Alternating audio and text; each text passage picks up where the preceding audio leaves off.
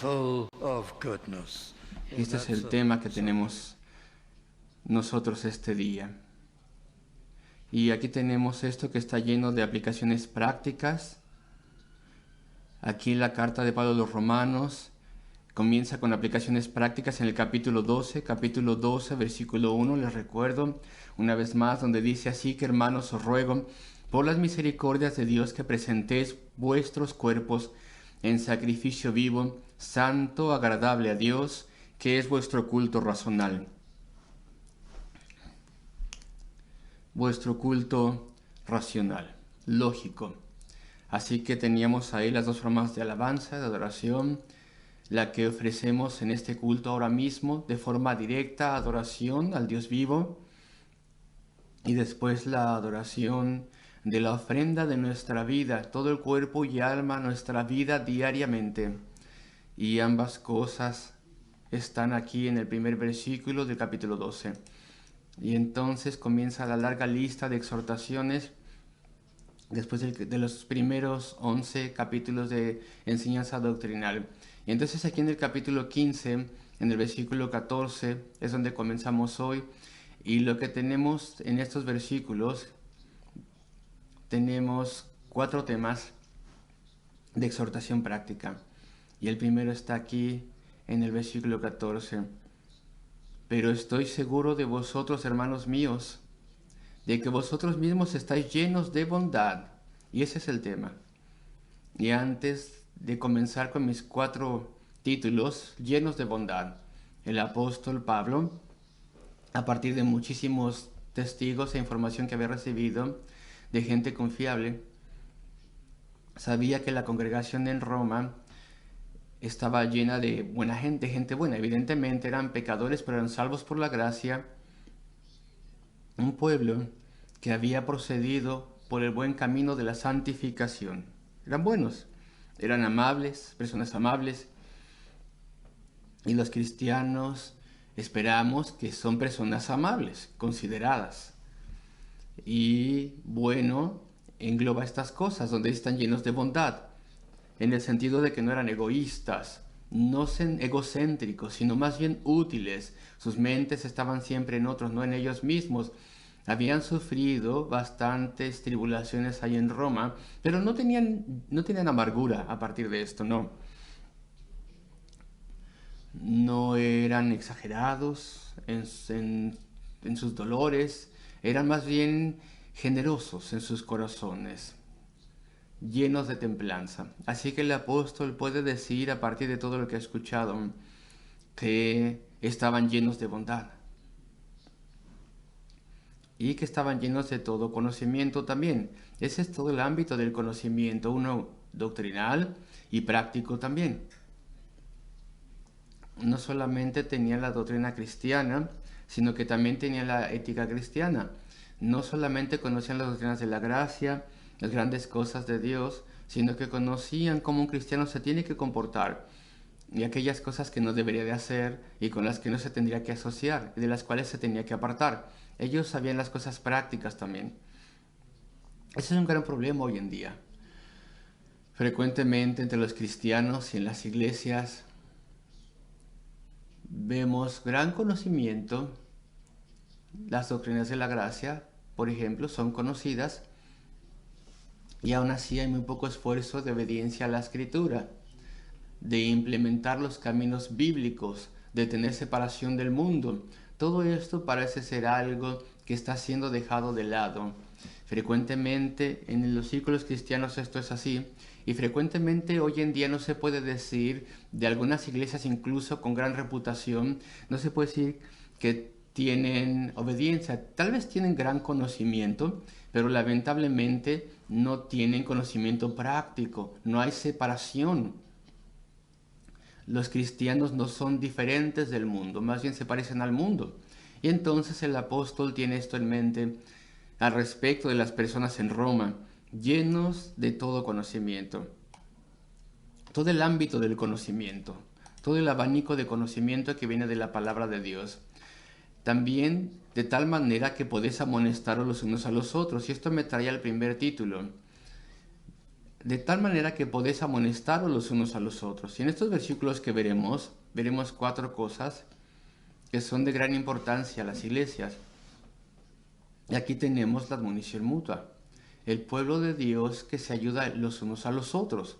El pueblo de Dios que ministra los unos a los otros. Admonición mutua. Frecuentemente se menciona esto en el Nuevo Testamento. Somos sacerdotes, todos los creyentes tenemos cierta influencia pastoral los unos sobre los otros. Entonces hay que considerarnos los unos a los otros para buenas obras. Dice el escritor a los Hebreos en el capítulo 10. Y es un deber de cada uno de nosotros. Dice el apóstol, podéis amonestaros los unos a los otros. Y bueno, podían hacerlo porque tienen los requisitos, estaban llenos de bondad, eran amables, considerados, útiles, desinteresados. Hay que tener todos estos requisitos para poder amonestarnos los unos a los otros. Y si no estamos haciendo progreso, no somos amables y no podemos hacer las cosas con compasión y templanza, pues no tendríamos que hacer nada. No tenemos los requisitos para amonestar a nadie. Aquí tenemos los requisitos para la amonestación mutua. Estáis llenos de bondad, llenos de todo conocimiento, de tal manera que podéis amonestaros los unos a los otros. Estos son los requisitos para pastorear, para poder amonestar. Hermanos, dice el apóstol Pablo en Gálatas 1, si un hombre es sorprendido en una falta, vosotros que sois espirituales, restaurar al tal en el espíritu de mansedumbre, a menos que vosotros también seáis tentados. En ninguna amonestación, en ninguna cosa que queramos decir de forma espiritual para ayudar los unos a los otros, en cualquiera de estas situaciones tiene que ser obvio que estamos procediendo con mansedumbre y que tememos caer y que cuidamos nuestros propios pasos. No somos seres superiores. No estamos ejercitando amonestación mutua, estando nosotros con un sentido de una autoridad especial, no. Entonces, aquí están los requisitos. Hay una humildad obvia en nosotros, estamos listos a recibir amonestación del otro, de las otras personas también. Verdaderamente esto es algo mutuo. Y bueno, tal vez ahí en Santiago se incluye lo siguiente, de confesar los pecados unos a los otros. Esto no es algo sacerdotal. Ahí en el libro de Santiago lo que decía el escritor no es una confesión sacerdotal, lo que escribe ahí Jacobo, más bien estamos hablando de una cosa diferente. Si fuera correcto que confesaras tus pecados un sacerdote de forma bíblica, pues entonces él tendría que confesarte los suyos también, porque esto es algo mutuo. Pero bueno, lo que dice el libro de Santiago, que escribió Jacobo, nos dice que si nosotros aconsejamos o amonestamos a otra persona, entonces tenemos el reto. ¿Tú estás dispuesto a recibir también regaño y amonestación de esa persona? Tiene que ser verdaderamente algo mutuo, los unos a los otros, como dice aquí el apóstol Pablo.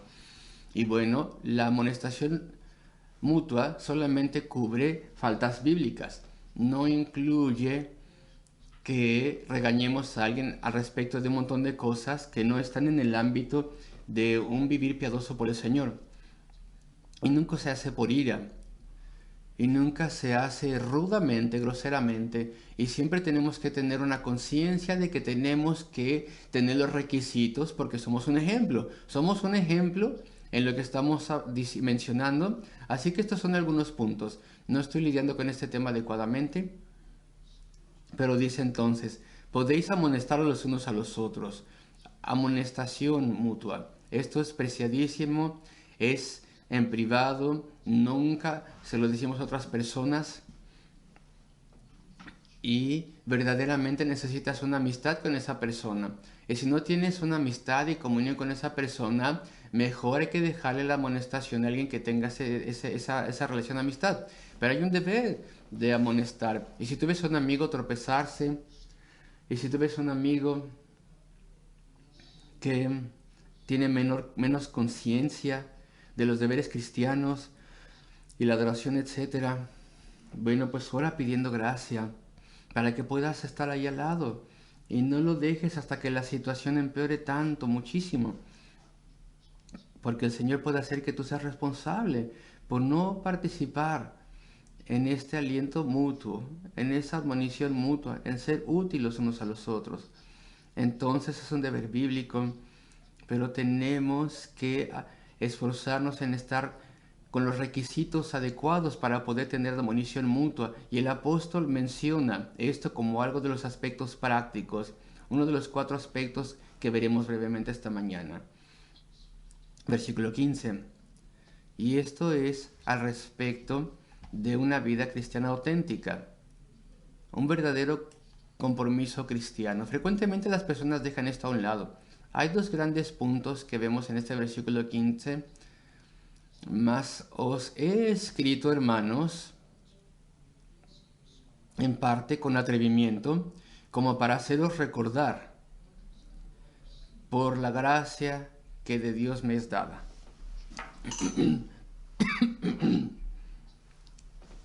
Antes de que diga lo que está diciendo el apóstol, vean la humildad del enfoque del apóstol. Ellos tenían que recordar que tenían que llevar a cabo ciertos deberes, y aún así les respeta grandemente Pablo a los romanos y dice: mira, este es un recordatorio para vosotros, os estoy recordando. No está diciéndolo de una manera autoritaria o una cosa así. Y entonces va a estar lidiando con este punto que voy a mencionar en un momento. Pero quiero mencionar cómo lo hace de una manera muy humilde. Y él es un apóstol. Él tiene autoridad de Dios para traer el evangelio y para ministrar a los gentiles.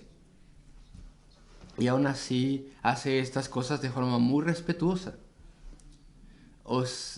Donde dice aquí: mas os he escrito, hermanos, en parte con atrevimiento, como para haceros recordar, y lo hago no como alguien externo, extranjero, que está interfiriendo en vuestros asuntos o presionándoos, sino que lo hago porque soy un apóstol. He sido comisionado a hacer estas cosas. Sin embargo, el punto está aquí, que en el versículo 16, para ser ministro de Jesucristo a los gentiles, ministrando el evangelio de Dios. Y mira esta frase hermosa: para que los gentiles les sea ofrenda agradable, santificada por el Espíritu Santo. La ofrenda de los gentiles. Pablo parece estar hablando como un sacerdote. Evidentemente no es un sacerdote. Todos nosotros los creyentes tenemos ahora igual acceso a Dios. Hay un sacerdocio de todos los creyentes. Sin embargo, Pablo utiliza el sacerdocio casi como una ilustración, como si estuviera participando en un sacrificio. ¿Y a quién está ofreciendo? A los gentiles. Los gentiles serán ofrecidos a Dios uno por uno. Cada uno es una ofrenda a Dios. Esta es una frase interesante, y algunas personas piensan que verdaderamente está haciendo referencia a los santos de Jerusalén que estaban en diferentes iglesias gentiles, y los mencionan en estos versículos. Vamos un momento a ver el versículo 25. Mas ahora voy a Jerusalén para ministrar a los santos, porque Macedonia y Acaya tuvieron a bien hacer una ofrenda para los pobres que hay entre los santos que están en Jerusalén. Había habido una hambruna en Judea, era serio. Las personas tenían hambre, y claro que había persecución, y muchas personas perdieron sus hogares debido a que se habían convertido a Cristo.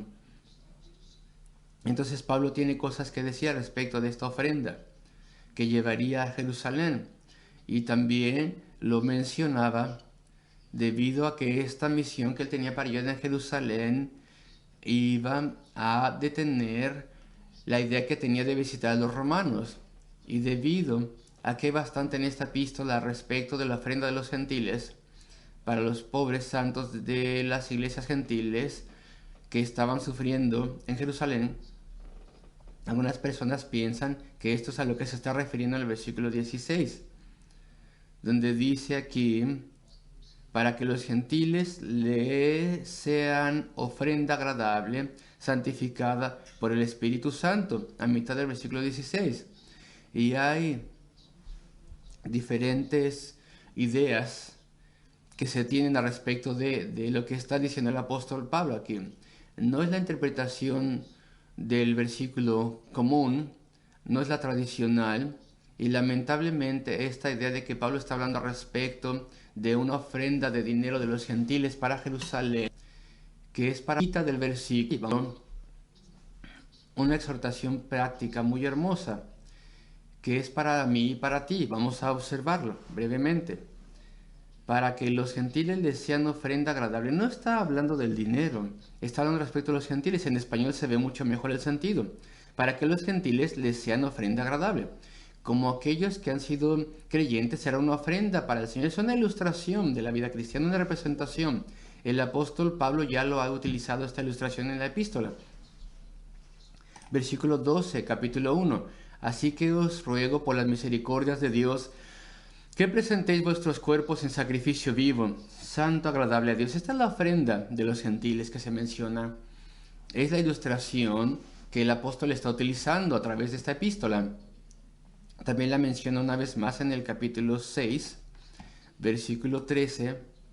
Voy allí un momento. Dice así: ni tampoco presentéis vuestros miembros al pecado como instrumentos de iniquidad, sino presentaos vosotros mismos a Dios como vivos de entre los muertos, y vuestros miembros, aquí hay una ilustración implícita del sacrificio, y vuestros miembros como instrumentos de justicia, rendirnos al Señor. Y esto está a través de la epístola, este tema. Y el apóstol Pablo probablemente está medio citando Isaías 66, y él cita de los profetas constantemente. Voy a leerles unas cuantas palabras de Isaías 66, 20. Es una profecía al respecto del tiempo del Evangelio, el tiempo de la iglesia. Y traerán a todos vuestros hermanos de entre todas las naciones por ofrenda a Jehová, en caballos, en carros, en literas, en mulos y en camellos a mi santo nombre de Jerusalén, dice Jehová, al modo que los hijos de Israel traen la ofrenda en utensilios limpios a la casa de Jehová. Así que cuando los gentiles son salvos, y Sion es extendido, expandido a las naciones gentiles, los gentiles entonces serían una ofrenda al Señor. Entonces vamos de vuelta a Romanos 15, versículo 16, a estas hermosas palabras donde dice, para que los gentiles les sean ofrenda agradable. Te pregunto, ¿tú eres salvo? ¿Has confiado en la sangre derramada de Cristo? ¿Has venido a Cristo en arrepentimiento y has creído en Él para el perdón de tus pecados? ¿Has recibido nueva vida de Dios y una nueva naturaleza? ¿Y se te ha dado vida espiritual? ¿Y caminas con el Señor? Sí. Bueno, pues te has rendido. ¿Se puede decir de ti que te has rendido a Él, a Dios? ¿Eres una ofrenda, un sacrificio al Señor?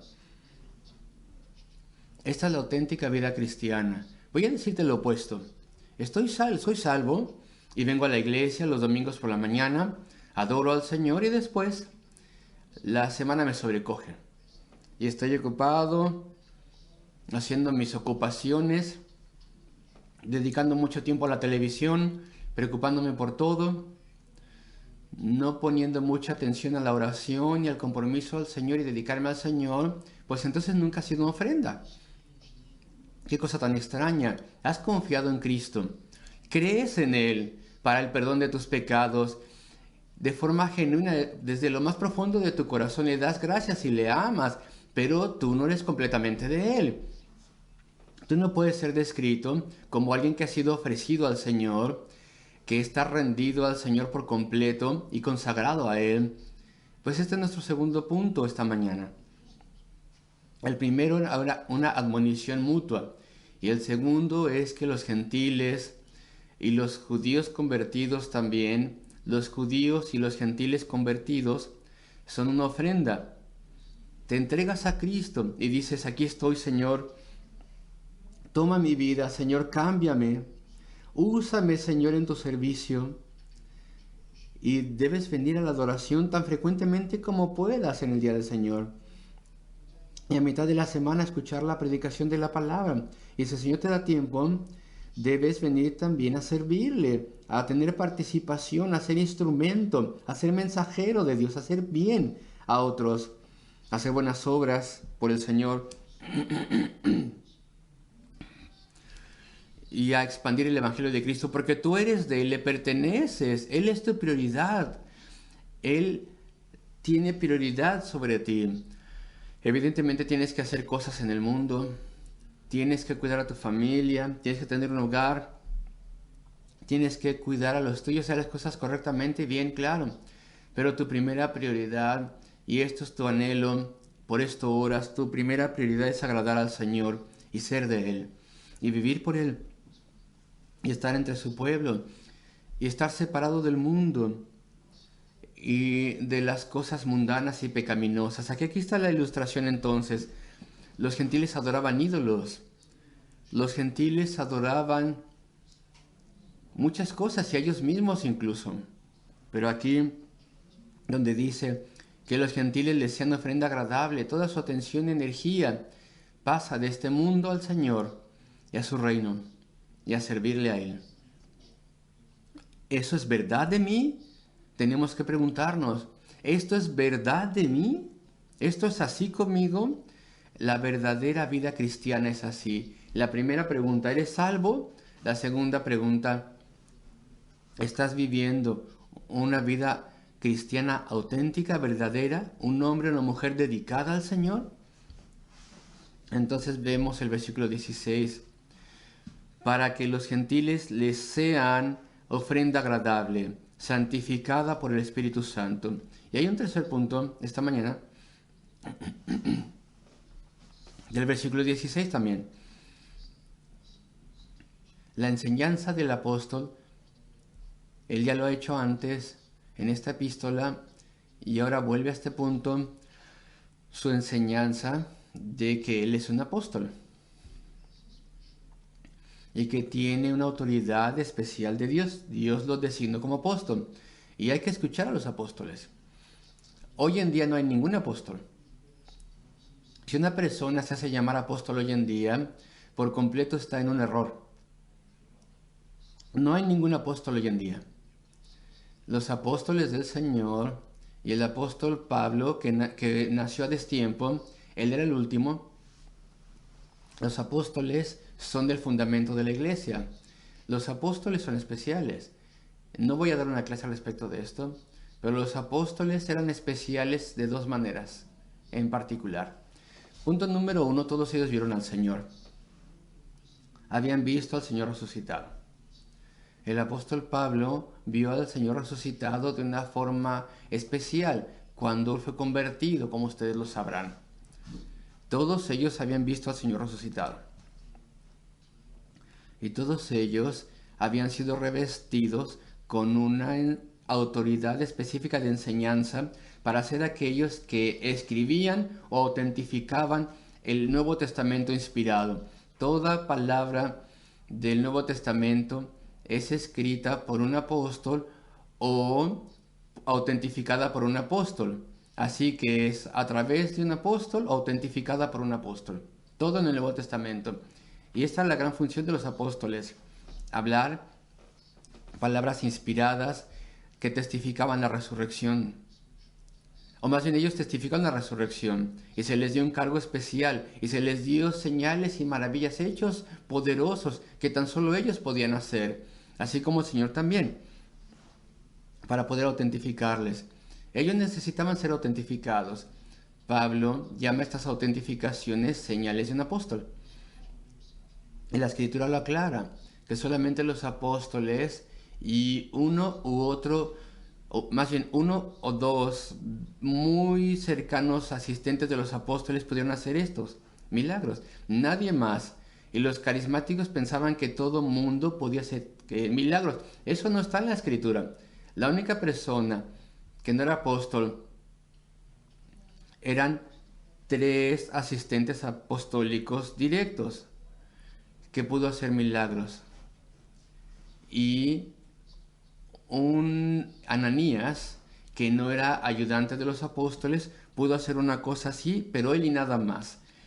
Pero la idea de que todo el mundo podía hacer milagros y señales no es apoyado por el registro bíblico. Los apóstoles tienen que ser autentificados, de modo que las personas supieran que ellos tenían la palabra de Dios. Eran autentificados y autentificaban la palabra de Dios. Ellos tenían que ser autentificados de que estaban diciendo la verdad al decir que habían visto al Señor resucitado. Así que hoy en día no hay apóstoles, han muerto ya. No hay nadie de ellos que esté viviendo hoy en día, ninguno que haya visto al Señor resucitado. Nadie vive hoy en día que pueda hacer señales y maravillas que sean auténticas como lo que vemos en la Escritura. Pero el apóstol Pablo aquí en estos versículos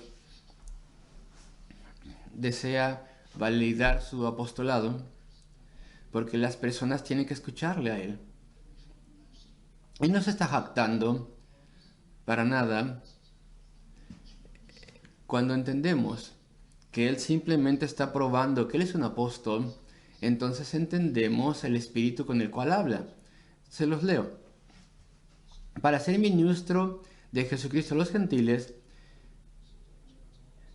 ministrando el evangelio de Dios, para que los gentiles les sean ofrenda agradable, santificada por el Espíritu Santo.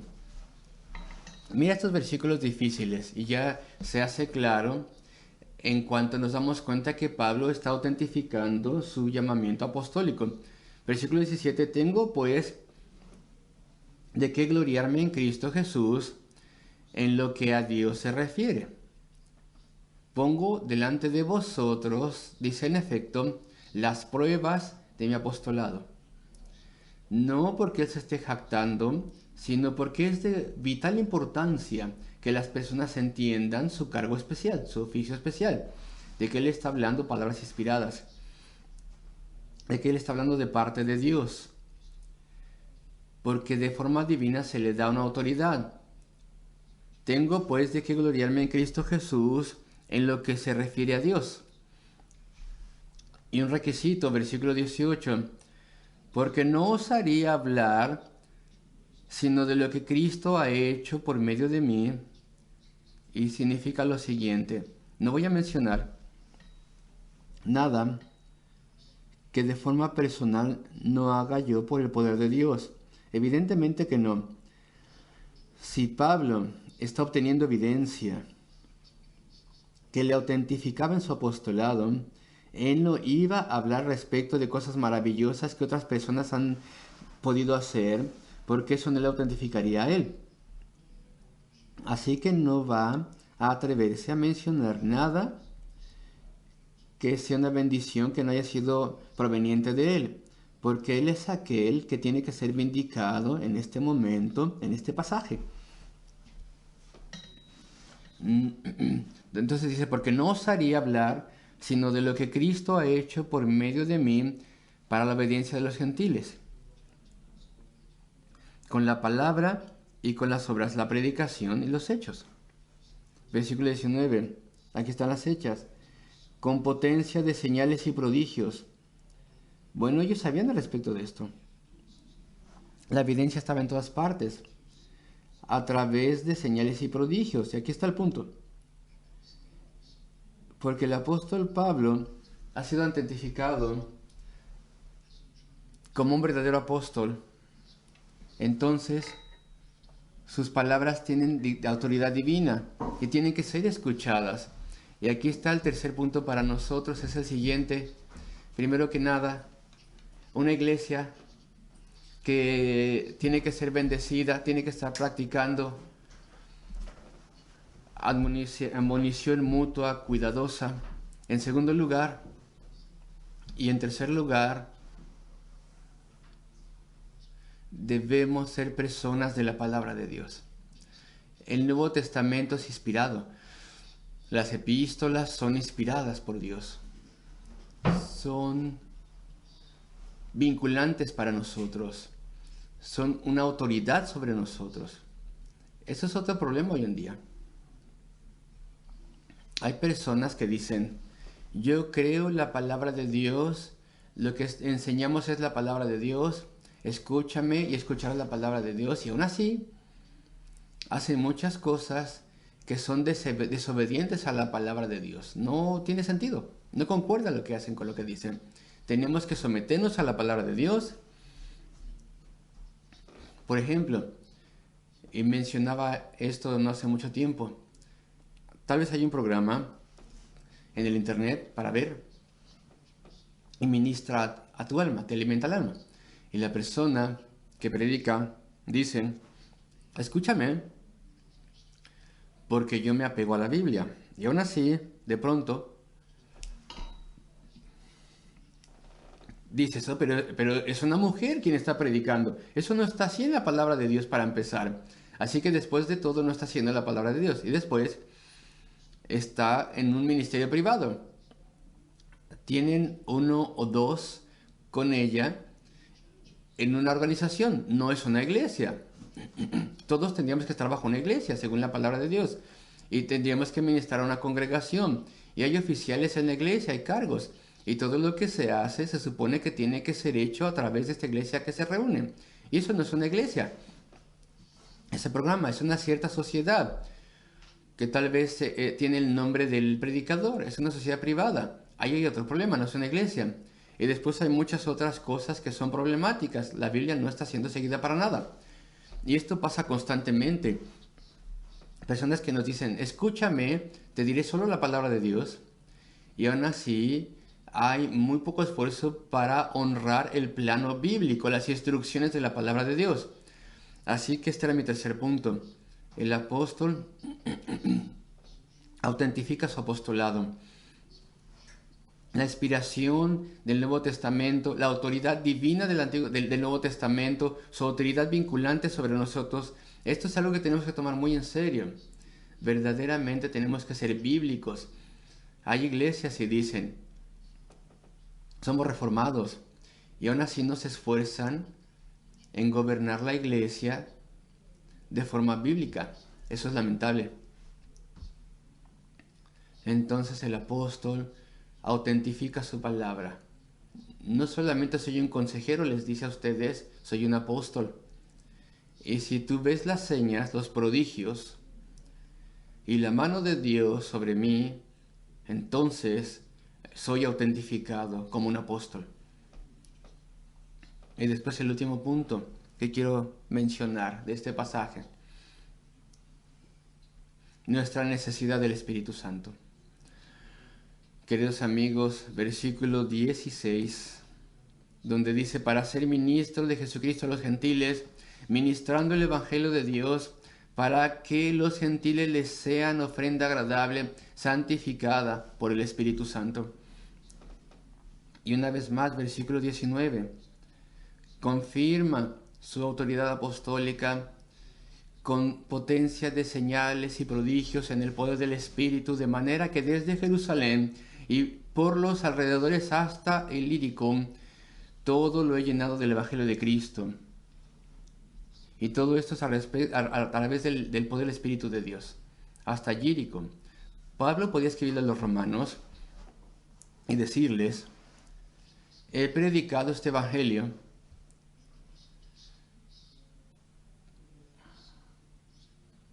a través de unas 700 millas, más de 1000 kilómetros, desde Jerusalén hasta Jericó, pero no lo hizo de forma directa, viajó mucho más distancia. La cantidad de terreno que cubrió es muy grande. En aquellos días es algo sorprendente, notable para aquellos días, predicando el Evangelio a los gentiles. Todo esto cumpliendo las profecías también. Pero el punto es que él dice, es por completo a través del poder del Espíritu Santo de Dios. Los gentiles cuando son convertidos, son santificados, hechos santos a través del poder del Espíritu. El apóstol Pablo viajó y predicaba el Evangelio y sobrevivía toda la oposición y las dificultades. Y el Espíritu Santo descendía sobre personas profundamente supersticiosas y politeístas y paganos, y había hermosas conversiones, y todo eso era obrado a través del poder del Espíritu Santo. La necesidad suprema del Espíritu Santo. ¿Qué cristiano hay aquí que no cree en la necesidad del Espíritu Santo? Todos ustedes creen en esta necesidad. Todos ustedes afirman que dependemos por completo del Espíritu Santo. Pero no siempre actuamos como si de verdad creyésemos en la necesidad del Espíritu Santo. ¿Cuántas personas vienen a orar en la oración colectiva de la reunión de oración de la iglesia y piden que haya un derramamiento del Espíritu Santo? Me atrevo a preguntar, ¿cuántos maestros de escuela dominical en toda la semana con fervor oran que haya una obra del Espíritu Santo en su clase? ¿Cuán comprometidos estamos verdaderamente a clamar, a suplicar la obra del Espíritu? No siempre actuamos como si creyésemos estas cosas. Todo es a través del poder del Espíritu, queridos amigos. Dependemos por completo de Él. Y nosotros sabemos que podemos contristarle, podemos agraviarle. Es lo que nos dice la palabra de Dios, que podemos agraviarle. Y esto nos tendría que alarmar y tendría que enderezarnos. Él es el Espíritu Santo. Obviamente, no puedo tener su presencia o su bendición o su poder si estoy siendo un hipócrita, si estoy haciendo cosas que no debería de hacer, si estoy viendo cosas que no debería de mirar. Entonces llenaré de agravio al Espíritu Santo, pero le necesito, dependo de Él. Sin Él solamente estoy haciendo las nociones externas de servir al Señor.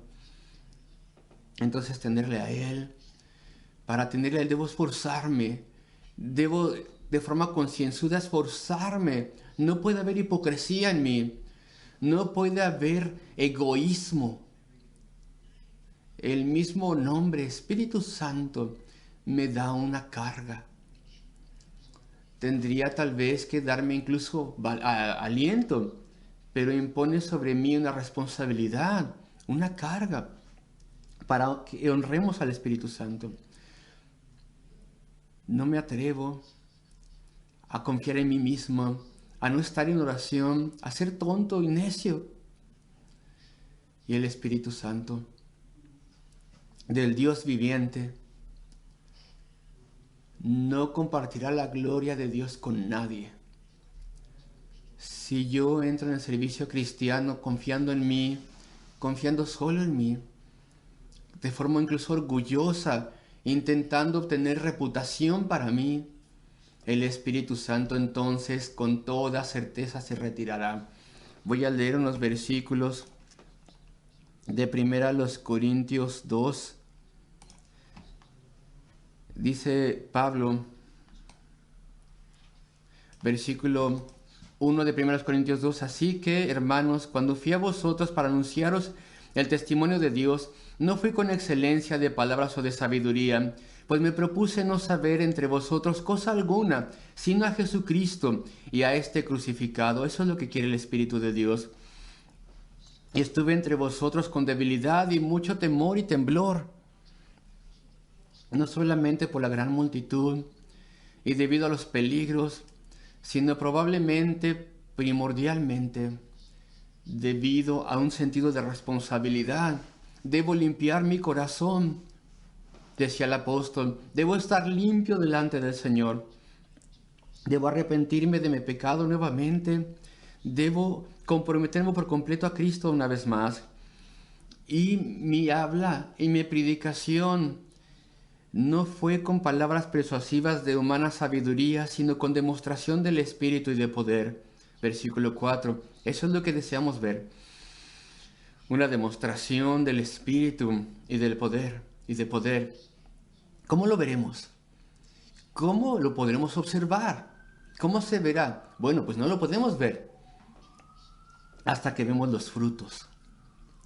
La obra y el poder del Espíritu es demostrado cuando vemos un corazón cambiado, cuando vemos un joven orgulloso que se convierte en alguien humilde a quien se le da, cuando el violento se hace manso y cuando el mentiroso anhela tener integridad y verdad. Entonces sabemos que el Espíritu ha obrado con supremo poder. Entonces sabemos que hemos tenido una demostración de un bautismo del Espíritu y su obra. No cometas el error que cometen algunos hoy en día, que quieren ver la demostración del poder del Espíritu en términos de un fuego artificial visible. Entonces, mientras más grita el predicador, piensan que el Espíritu obra más fuerte. Mientras más teátrico sea todo, piensan que es el Espíritu manifestándose. Mientras más personas caen al suelo y tienen lenguas y glosalia, se imaginan algunas personas que esto es una demostración del Espíritu de alguna manera. No, la demostración viene con un cambio, con una vida cambiada. Este es un gran milagro, el milagro de la conversión.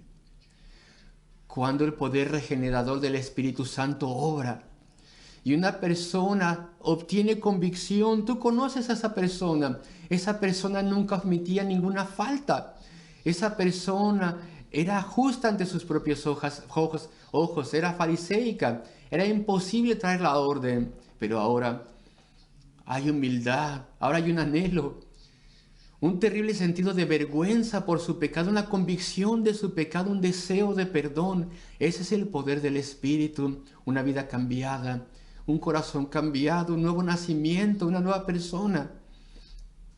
Y el apóstol veía eso en todo lugar y nosotros deseamos verlo más y más. Mi tiempo ya se terminó. Admonición mutua.